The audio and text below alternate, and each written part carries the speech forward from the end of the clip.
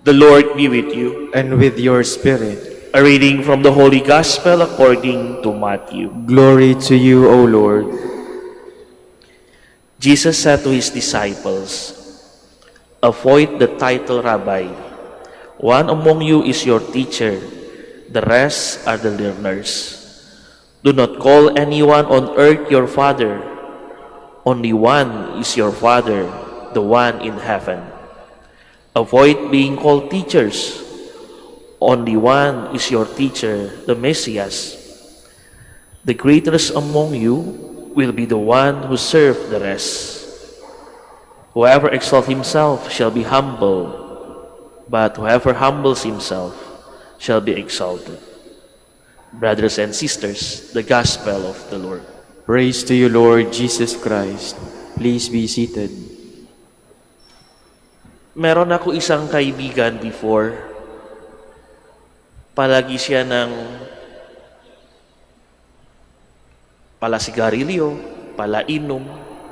Hanggang one time nasabi niya sa akin, "Kuya, meron ako ng girlfriend." Tapos unti-unti, naging bago na siya. Tanggal niya yung yosi, tanggal niya yung beer, maging palasimba.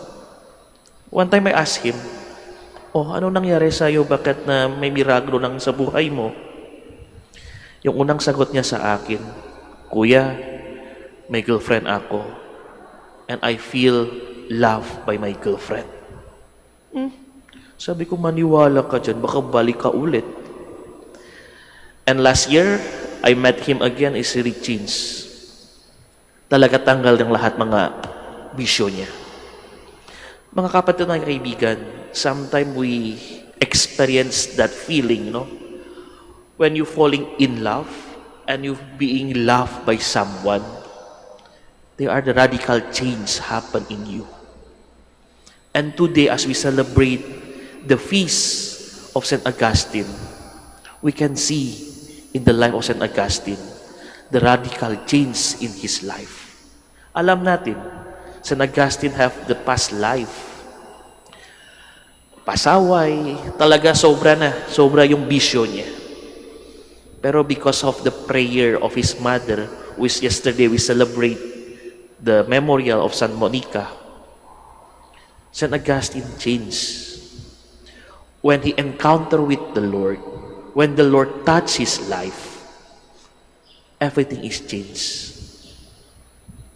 Yung pasaway, yung palabisyo dati, when the Lord touched his life and he knew who is the Lord, everything changed.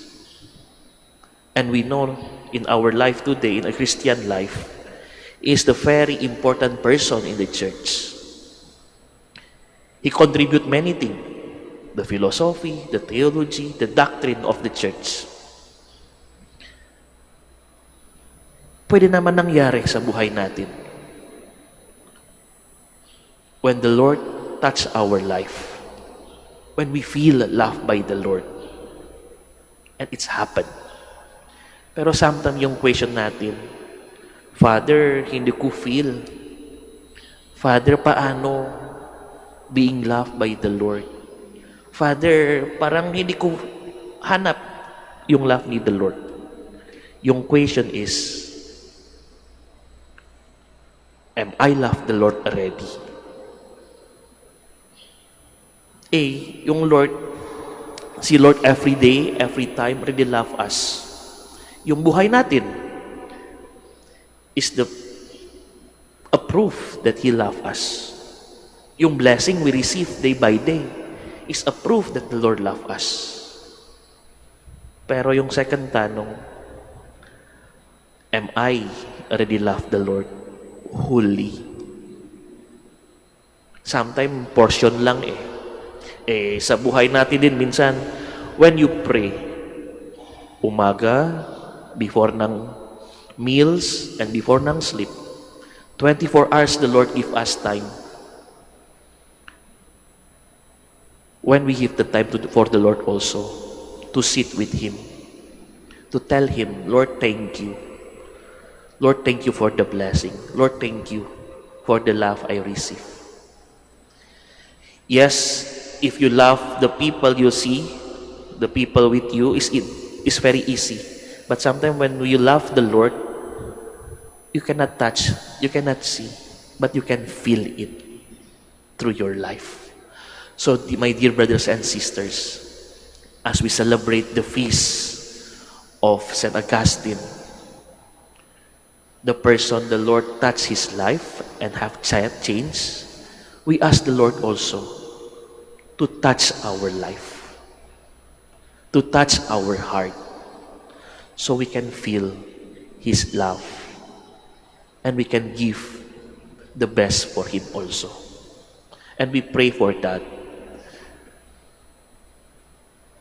The change is not really radical, the change is not really immediately, but trust in the time of the Lord. Day by day, when you feel the Lord love you, and day by day, you can feel also the change in your life. Amen.